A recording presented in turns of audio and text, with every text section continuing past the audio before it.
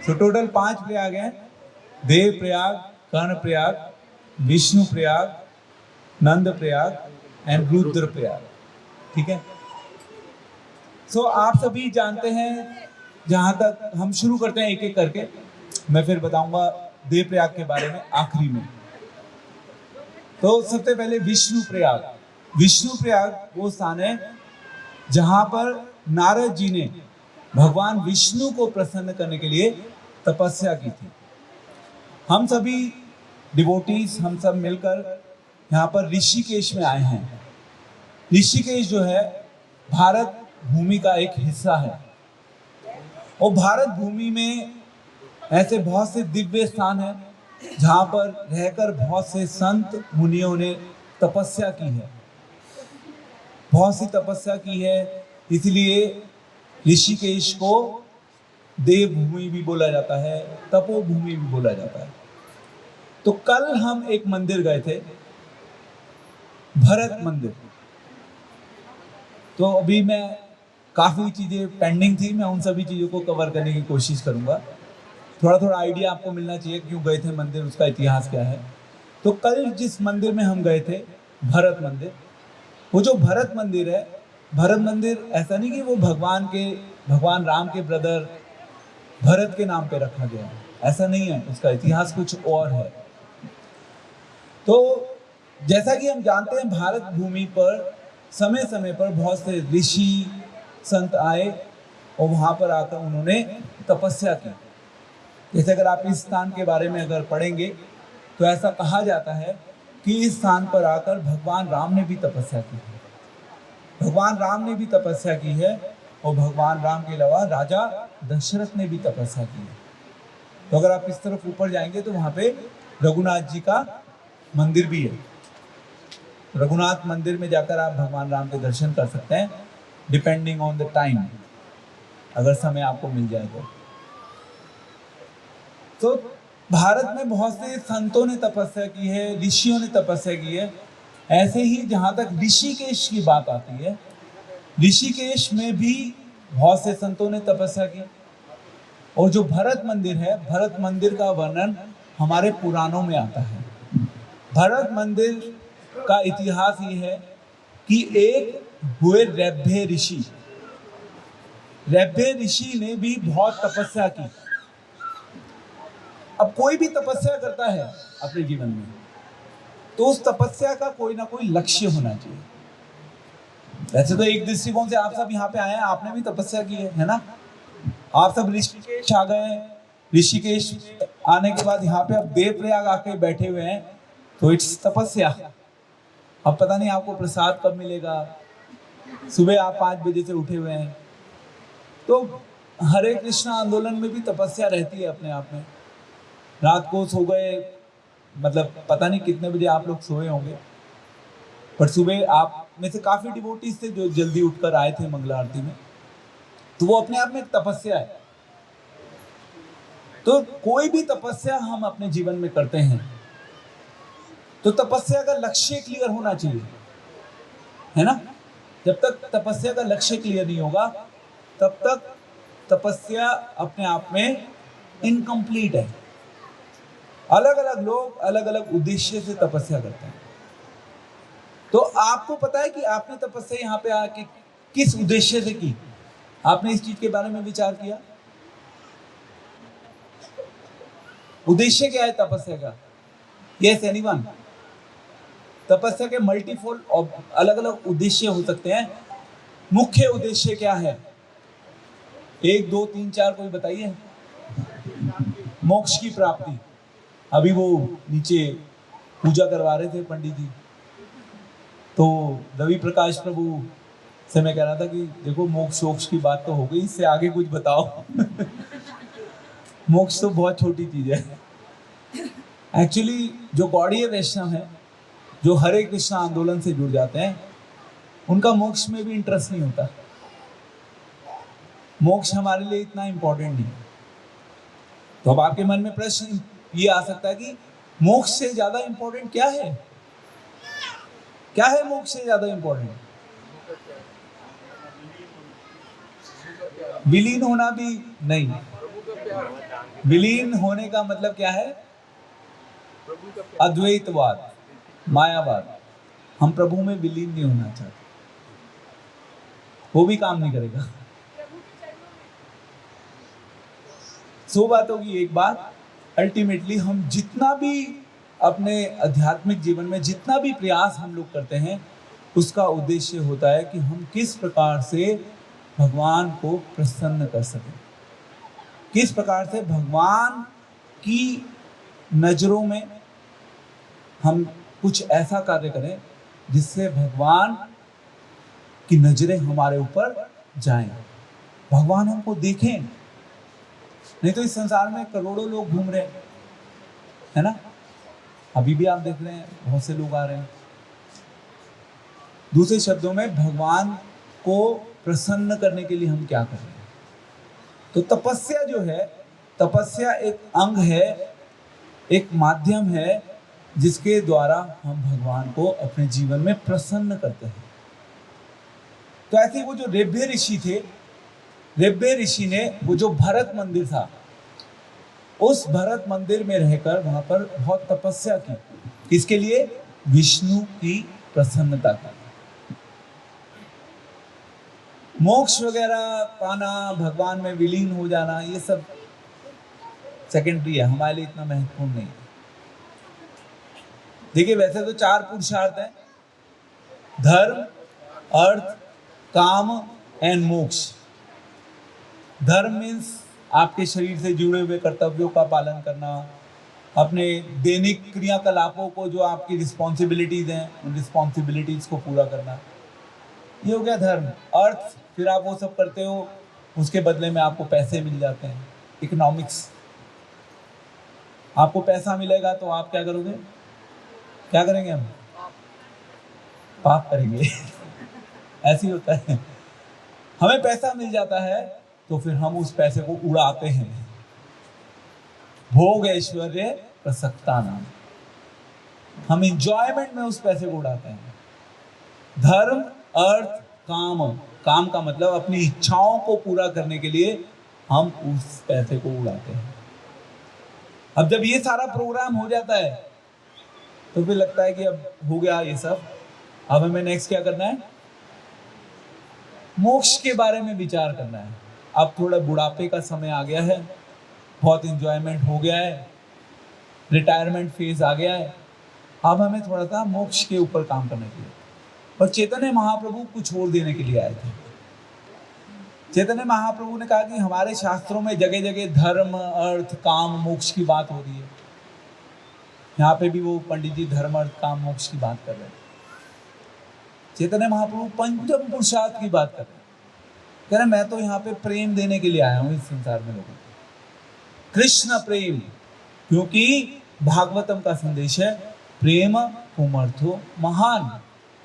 सर्वश्रेष्ठ वस्तु अगर कोई है इस संसार में पाने योग्य, वो है कृष्ण का प्रेम। सबसे बड़ी प्राप्ति अगर कोई है इस संसार में तो वो है भगवान को पाना। दूसरे शब्दों में, भगवान का सानिध्य प्राप्त करना, भगवान की कृपा प्राप्त करना। भगवान की उस कृपा को प्राप्त करने के लिए हमें भगवान से याचना करनी होती है, हमें भगवान से भीख मांगनी होती है। और ये जो तपस्या का प्रोग्राम है, ये तपस्या का प्रोग्राम हमें भगवान से भीख मांगने के लिए प्रेरित करता है। हमारे हृदय में भगवान के प्रति जो अच्छी भावनाएं हैं, उन अच्छी भावनाओं को जागृत करता है, और हमारे अपने प्रति घटिया भावनाओं को जागृत करता है। भगवान के प्रति अच्छी भावनाएं, हमारे प्रति जीरो भावनाएं, क्योंकि भगवान है हीरो हमारी लाइफ के, और हम क्या हैं? हम सब जीरो हैं। हम सब जीरो हैं, बड़े वाला, पर भगवान सबसे बड़े हीरो हैं। तो उसके लिए हम, क्योंकि जीरो हैं, हम जीरो हैं, भगवान हीरो हैं, उस हीरो तक पहुंचने के लिए हम सभी को भगवान की याचना करनी होगी, भगवान से भीख मांगनी होगी।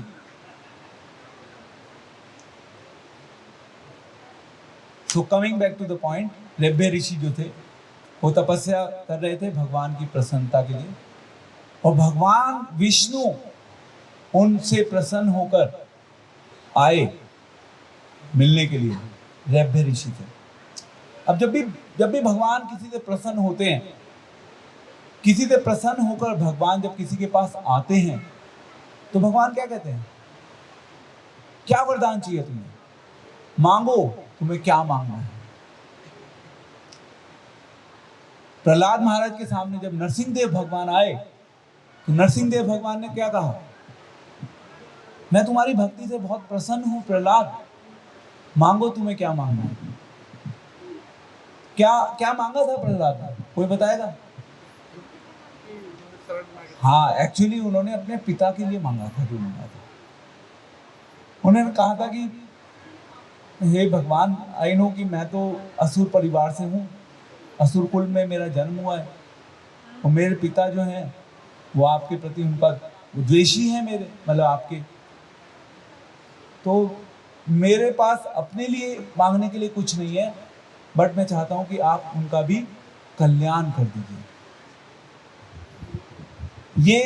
ये मांगा था, यानी कि अपने लिए कुछ नहीं मांगा, बट अपने पिता के लिए मांगा, जो कि भगवान विष्णु के ही द्वेषी थे। इसीलिए तो आए थे नरसिंहदेव भगवान। अगर वो द्वेषी होते नहीं होते तो नरसिंहदेव भगवान नहीं आते। अभी हम नेक्स्ट मंथ सेलिब्रेट करेंगे वैसे नरसिंह चतुर्दशी, उस समय इसके बारे में बात करेंगे डिटेल में।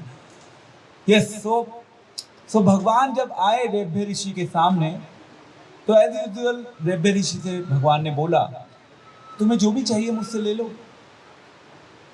तो रेब्बे ऋषि ने भगवान से कहा कि हे भगवान, मुझे आपसे कुछ नहीं चाहिए, बस अगर आप एक चीज कर सकते हैं तो प्लीज वो कर दीजिए। वो क्या है? कि आप हमेशा के लिए, ये जो स्थान है ऋषिकेश, आप हमेशा के लिए इस स्थान पर विराजित हो जाइए। तो रेब्बे ऋषि की भक्ति से प्रसन्न होकर भगवान विष्णु ऋषिकेश के रूप में, ऋषिकेश मीन्स इंद्रियों के स्वामी भगवान, क्योंकि हम सभी की इंद्रियों के स्वामी हैं। दूसरे शब्दों में भगवान के पास सब चीजों का कंट्रोल है। तो रेब्बे ऋषि की भक्ति से प्रसन्न होकर भगवान ने कहा था, तथास्तु, यदि तुम्हारी ये इच्छा है तो मैं तुम्हारी इस इच्छा को पूरा करूंगा। वो जो भरत नाम है, वो भरत नाम भगवान विष्णु का ही है।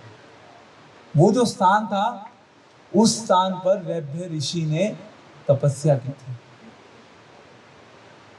वहां पे फिर भगवान आए थे। तो शिक्षा क्या है? सबसे इंपॉर्टेंट, सबसे महत्वपूर्ण शिक्षा यह है कि यदि भगवान से कुछ मांगना है तो अपने व्यक्तिगत लाभ के लिए कभी भी कुछ मत मांगिए। वहां पे जाएंगे तो वो वही बताएंगे, बट हम सब यहाँ पे व्यक्तिगत लाभ के लिए नहीं आए। ये बहुत बड़ा डिफरेंस है चैतन्य महाप्रभु की टीचिंग्स में और इस संसार में जो लोग लौकिक धर्म का पालन करते हैं उन लोगों की टीचिंग्स में। बहुत बड़ा डिफरेंस है। व्यक्तिगत भावनाएं, व्यक्तिगत मान, व्यक्तिगत इच्छाएं, ये सब शून्य हो जानी चाहिए, और उसके लिए प्रयास चाहिए, उसके लिए तप चाहिए, जप चाहिए, साधना चाहिए। वो साधना हमें धीरे धीरे शुद्ध करती रहेगी। ये जितना भी प्रोग्राम है ना, ये अपना तप करना, जप करना, साधना करना, ध्यान करना, मुश्किल होती है तपस्या, आसान नहीं होती। तो 5 प्रयाग हैं। पहले मैंने भरत मंदिर के बारे में बता दिया आपको, थोड़ा सा ब्रीफ आइडिया दे दिया। ऋषिकेश जो भगवान का नाम है वो इसीलिए पड़ा था क्योंकि वहां से भगवान ऋषिकेश के रूप में प्रकट हुए और उनका एक नाम भरत भी पड़ा, और उसी से उस स्थान का नाम ऋषिकेश पड़ा। ये इतिहास है ऋषिकेश का। और ये जो जितने भी प्रयाग हैं, हम सब जानते हैं हमारे भारत देश में जो नदियां हैं, हम सब नदियों की भी पूजा करते हैं। नदियों को भी बहुत पवित्र माना जाता है, शुभ माना जाता है। और ये जितने भी प्रयाग हैं, इन सभी प्रयागों पर अलग अलग नदियों का आपस में मिलन हुआ है। जैसे अब अगर आप इस नदी की बात करें, मतलब इस देव प्रयाग की बात करें, तो देव प्रयाग पर यहाँ पे भागीरथी एवं अलकनंदा, ये दो नदियां हैं, पीछे से आ रही हैं अलग, एक इस डायरेक्शन से आ रही है, एक उस डायरेक्शन से आ रही है। दोनों नदियों का मिलन हो रहा है।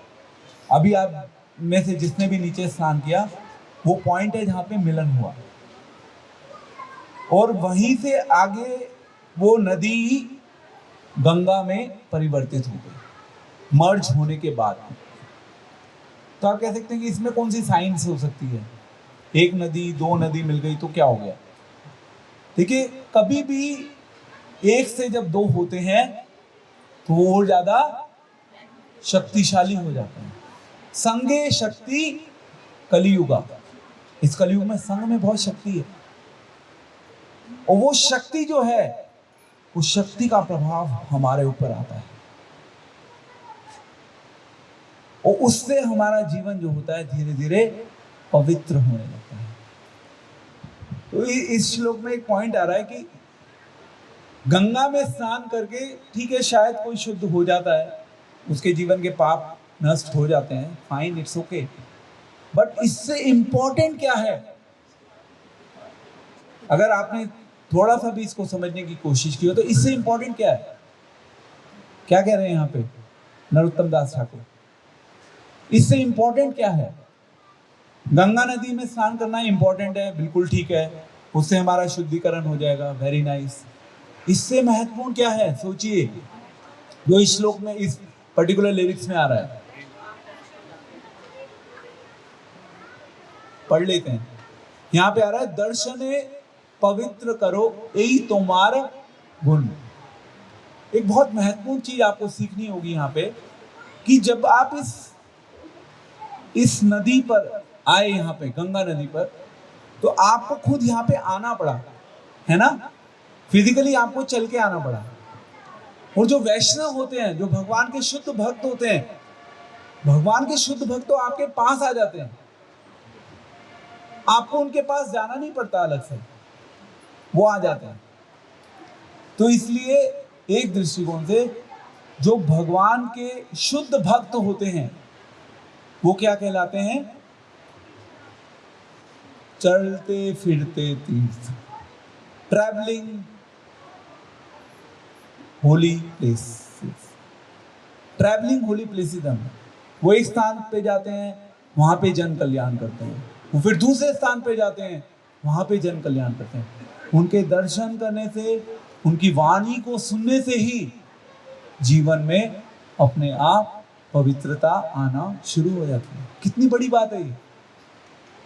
आपको गंगा में स्नान करने के लिए आना होगा, ठीक है, गंगा का जल भर के थोड़ा बहुत आप घर पे लेके जा सकते हैं, छिड़क देंगे, बट जब तक आओगे नहीं तब तक बात बनेगी। बट वैष्णव आपके पास आ जाता है, ये वैष्णवों का एक बहुत बड़ा गुण है।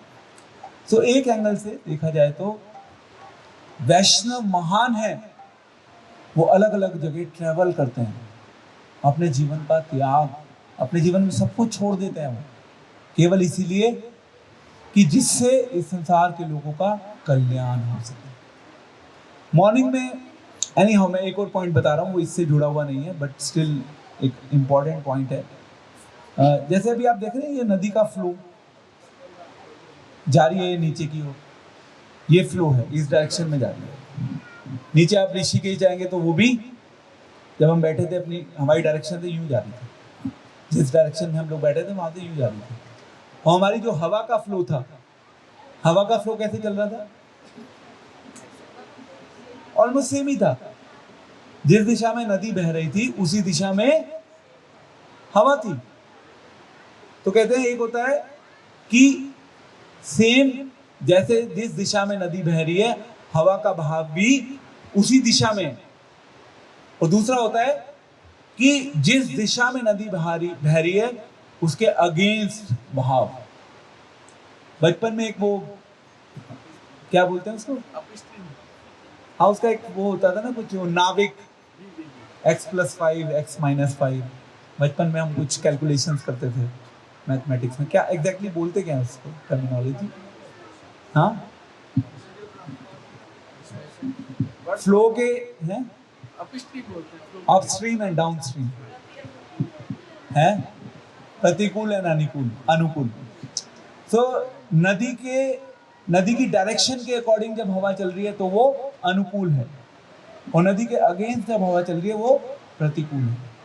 जब अगेंस्ट चलेगी तो वो स्पीड को क्या करेगी, नदी के बहाव को थोड़ा सा धीरे कर देगी, और वो अगर उसी डायरेक्शन में चलेगी तो वो नदी के बहाव को बढ़ा देगी। सिंपल है। तो हमारे जीवन में भी अनुकूल चीजें आती है और प्रतिकूल चीजें आती है। जो अनुकूल चीजें होती हैं, अनुकूल वस्तु है आध्यात्मिक जीवन के लिए भगवान के भक्तों का संग करना। अनुकूल है ना वो भक्ति के, अगर हम उसको करेंगे अपनी लाइफ में तो उससे हमारी भक्ति का फ्लो और ज्यादा स्ट्रीमलाइन हो जाएगा, और ज्यादा तेजी से उसमें मूवमेंट होना शुरू हो जाएगी। प्रतिकूल होगा तो क्या होगा? प्रतिकूल का मतलब हो गया कि यदि आप इस संसार के लोगों का संग करेंगे तो क्या होगा? वो प्रतिकूल हो गया।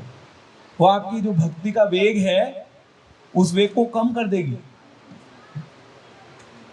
तो ये शिक्षा ले सकते हैं हम नदी से, महत्वपूर्ण शिक्षा है। सबसे महत्वपूर्ण ये है कि श्रवणम होना चाहिए। बाकी सब चीजें चलती रहती हैं, हमारा जितना भी कार्यक्रम ऑर्गेनाइज हम करते हैं तो उसमें एक पैकेज होता है, प्रसादम भी होगा, कीर्तन भी होगा, प्लेसेस को हम विजिट भी करेंगे, सब चीजें होंगी, बट उन सब चीजों में अल्टीमेटली सबसे इंपॉर्टेंट है कि श्रवणम होना चाहिए। श्रवणम नहीं होगा तो सारा प्रोग्राम फ्लॉप हो जाए। तो हम चाहते हैं कि हम इस चीज के ऊपर ज्यादा से ज्यादा फोकस करें, ज्यादा से ज्यादा हमारी हियरिंग हो, उससे आपका भी कल्याण होगा, मेरा भी कल्याण होगा। क्योंकि देखिए प्रैक्टिकली हमारे अंदर सामर्थ्य तो है नहीं, हमारे अंदर कोई शक्ति नहीं है, हमारे अंदर कोई बल नहीं है, बट क्योंकि हमें हरि गुरु एंड वैष्णवों से आदेश मिला हुआ है, हम केवल उस आदेश का पालन कर रहे हैं। उस आदेश का पालन करते हुए हमें एक छोटा सा निमित्त प्रयास कर रहे हैं कि आप सब अपने जीवन में सुधर जाएं। आप जब सुधरेंगे तो हमें लगेगा कि वो सुधर रहे हैं तो हमें पहले सुधरना होगा। आपसे देख के, आप लोगों को देख के हमें सुधरने की प्रेरणा मिलेगी। तो आपके मन में प्रश्न है, प्रभु जी हम तो सुधरे हुए हैं, आपको कैसे लग रहा है कि हम नहीं सुधरे हुए? देखिए फैक्ट ऑफ द मैटर ये है कि जिसको ये लग रहा है कि आप सुधरे हुए हैं वो सबसे बड़े भ्रम में है। That's a rule of life. जो सुधर गया है उसको यहाँ पे आने की जरूरत नहीं है। बिगड़े लोग ही तो आते हैं यहाँ पे। हम सब बिगड़े हुए हैं, पापी हैं, दुष्ट हैं, पतित हैं, इसलिए हम लोग यहाँ पे आए हैं जिससे कि हम थोड़े से सुधर जाएं। जितना हम सुनेंगे, जितना हम हरि कीर्तन करेंगे, उतना हम धीरे धीरे धीरे धीरे समय के साथ सुधरते चले जाएंगे। तो ये 5 प्रयाग है, मैंने डिटेल में नहीं बताया, बहुत ज़्यादा लंबी चौड़ी हिस्ट्री नहीं है। तो एक था विष्णु प्रयाग में स्पेसिफिकली नारद जी ने तपस्या की थी। दूसरा प्रयाग कर्ण प्रयाग में जो कर्ण है, महाभारत के कर्ण ने भी actually he is a warrior ना, एक क्षत्रिय है। तो क्षत्रियों को युद्ध में लड़ने के लिए किस चीज की आवश्यकता होती है? शस्त्र की। तो उनको वेपन की आवश्यकता थी। उस वेपन को पाने के लिए उन्होंने बहुत तपस्या की थी। उनकी तपस्या से प्रसन्न होकर आई थिंक भगवान विष्णु ने या भगवान शिव ने, इन दोनों में से किसी एक ने उनको वो वेपन दिया था। कुछ लोग ऐसा भी कहते हैं कर्ण प्रयाग में भगवान कृष्ण ने कर्ण के शरीर को वो किया था, उसके फाइनल रिचुअल्स परफॉर्म करे थे। तो ये हो गया विष्णु प्रयाग, दूसरा हो गया कर्ण प्रयाग, तीसरा है रुद्र प्रयाग। रुद्र मीन्स भगवान शिव। अब वहां पे क्या हुआ था, वहां पे अगेन नारद जी ने तपस्या की थी, किसको प्रसन्न करने के लिए, शिव जी को प्रसन्न करने के लिए। शिव जी प्रसन्न होकर आए थे। एंड देन चौथा कौन सा है, देवप्रयाग। देवप्रयाग में संगम हो रहा है। और इसके अलावा ऐसा कहा जाता है कि भगवान राम भी आए। भगवान राम पता है कब आए थे यहाँ पे, ऐसा कह रहे हैं यहाँ पे लोग कि भगवान राम आए थे जब जब भगवान के ऊपर दोष लगा था। आप कहेंगे भगवान के ऊपर दोष, कौन सा दोष, ब्रह्म हत्या का दोष। कौन सा ब्राह्मण, रावण। देखो रावण ब्राह्मण था, और वो ब्राह्मण था, उसके कर्म कैसे बीते, था तो वो जात से ब्राह्मण। अब देखो प्रैक्टिकली, अब आपके माइंड में प्रश्न ही आने चाहिए, भगवान राम को दोष कैसे लग सकता है, लग सकता है भगवान राम को दोष? तो फिर भगवान राम को यहाँ पे आने की क्या आवश्यकता है? थोड़ा माइंड घुमाइए, थिंक डीप। भगवान की कोई भी क्रिया होती है ना, उस क्रिया के थ्रू भगवान हमेशा दूसरों के कल्याण के बारे में सोचते हैं। तो भगवान को कोई दोष नहीं लग सकता। बट भगवान फिर भी इस संसार में जब आते हैं तो मनुष्य के रूप में आकर जो वो क्रियाएं करते हैं वो एक साधारण मनुष्य के रूप में करते हैं। और भगवान चाहते हैं कि मेरे जाने के बाद इस संसार के लोगों के कल्याण के लिए कुछ ऐसे तीर्थ स्थान बने जहां पर ये लोग आए, प्रेरणा लें, प्रेरित होकर अपने जीवन में भक्ति का अंगीकार करें, भक्ति को स्वीकार करें। तो भगवान राम आए थे, इसलिए इस जगह को जानते हैं आज लोग, इसलिए लोग आते भी हैं यहाँ पे। अब इससे हमारा कल्याण हो गया है ना। तो भगवान राम को कोई दोष नहीं लग सकता। बट भगवान चाहते हैं कि हम लोग ऐसी चीजें करें। जैसे आप लोग वृंदावन जाते हैं, वृंदावन क्यों जाते हैं हम लोग? सिंपल है, भगवान ने क्योंकि लीलाएं की हैं इसलिए हम वृंदावन जाते हैं। सिंपल है ना, भगवान ने लीलाएं की, भगवान स्वयं आए वहां पे, भगवान वहां पर रहे, इसलिए हम भगवान का सानिध्य प्राप्त करने के लिए भगवान के धाम जाते हैं। भगवान का धाम बहुत महान है, शुद्ध है, वहां पे ब्रज की रज है, हम उसको अपने सर पे लगाते हैं, हम उससे पवित्र हो जाते हैं। तो क्योंकि भगवान आए, भगवान ने खुद आकर हम सबको एक अवसर प्रदान किया। किस चीज का अवसर प्रदान किया? हमें वहां पे बुलाने का। क्योंकि भगवान आए इसलिए हम जा रहे हैं, हम जाएंगे तो उससे क्या होगा, हमारा भला हो जाएगा। तो ये एक प्रोग्राम होता है भगवान का। भगवान अलग अलग जगह जाते हैं, घूमते हैं। आप कहेंगे, लोग कहते हैं ना कि प्रभु जी भगवान ने तो रामेश्वरम में शिव की भक्ति करी, शिवलिंग की पूजा करी। जब रावण को मारने जा रहे थे तो कहते हैं प्रभु जी तो सब एक ही तो है। जब राम जी शिव को पूज रहे हैं फिर तो सब एक है। कभी राम शिव को पूज रहे हैं, कभी शिव राम को पूज रहे हैं। तो बड़े छोटे का तो कोई सवाल ही नहीं। बट वास्तविकता ये नहीं है। शिव जी का गुणगान करने के लिए, शिव जी की महानता को बढ़ाने के लिए भगवान राम ऐसा कर रहे हैं। भगवान राम को अदरवाइज शिव की अलग से भक्ति करने की कोई आवश्यकता नहीं है, क्योंकि भगवान राम महान है। ना तो उनके समान कोई है, ना उनसे स्वतंत्र कोई है। इस सत्य को स्वीकार करना बड़ा मुश्किल होता है, पर यही सत्य है। जीवन के सत्य को स्वीकार करने में कभी डरना नहीं चाहिए। सत्य कड़वा जरूर होता है, बट सत्य तो सत्य ही रहता है। सत्य को ना आप बदल सकते, ना मैं बदल सकता। सत्य इस चीज के ऊपर निर्भर नहीं करता कि आप सत्य को स्वीकार करें या ना करें। सत्य तो हमेशा सत्य होता है। कई बार लोग, जब हम प्रचार करते हैं तो लोग कहते हैं कि प्रभु जी ये तो आप सोचते हैं, मेरा मानना ये है, मेरे अनुसार ऐसा है। आप क्या सोचते हैं ये इंपॉर्टेंट नहीं है। भगवान ने क्या स्थापित किया है वो इंपॉर्टेंट है, वो सत्य है। सत्यम परम धीमहि। परम सत्य हमारे विश्वास के ऊपर आधारित नहीं होता। हमारा विश्वास सेकेंडरी है, सत्य प्राइमरी है। तो भगवान अपने भक्तों की महानता इस संसार में फैलाने के लिए कभी कभी ऐसी लीलाएं करते हैं, बट भगवान तो हमेशा भगवान ही रहते हैं। ये भगवान का गुण है। आप देखिए ना, भगवत गीता में सिंपल सा पॉइंट है, भगवत गीता में एक्चुअली कृष्ण सेवा कर रहे हैं, किसकी? अर्जुन की सेवा कर रहे हैं। It's not a small thing, Krishna Arjun की सेवा कर रहे हैं। तो आपके मन में प्रश्न आ सकता है, कृष्ण अर्जुन की सेवा कर रहे हैं, तो आप कहेंगे कि ओके, कृष्ण क्योंकि अर्जुन की सेवा कर रहे हैं तो अर्जुन और कृष्ण क्या हो गए? बराबर हो गए ना। बराबर हो गए, बल्कि वो तो सर्वेंट बन गए, सर्वेंट बन गए वहां पर। तो वो सर्वेंट बन गए, तो क्या वो सर्वेंट बन गए हमेशा के लिए? भगवान की क्रियाओं से आप भगवान की पोजीशन को निर्धारित नहीं कर सकते। भगवान हमेशा भगवान है, अर्जुन के सामने भी भगवान भगवान ही है। इसलिए वहां पे एक शब्द यूज हुआ है। कोई बताएगा क्या शब्द है वहां पे? गीता के फर्स्ट चैप्टर में। हम बड़ी बड़ी बातें कर रहे हैं यहाँ पे, but let's go to the basics.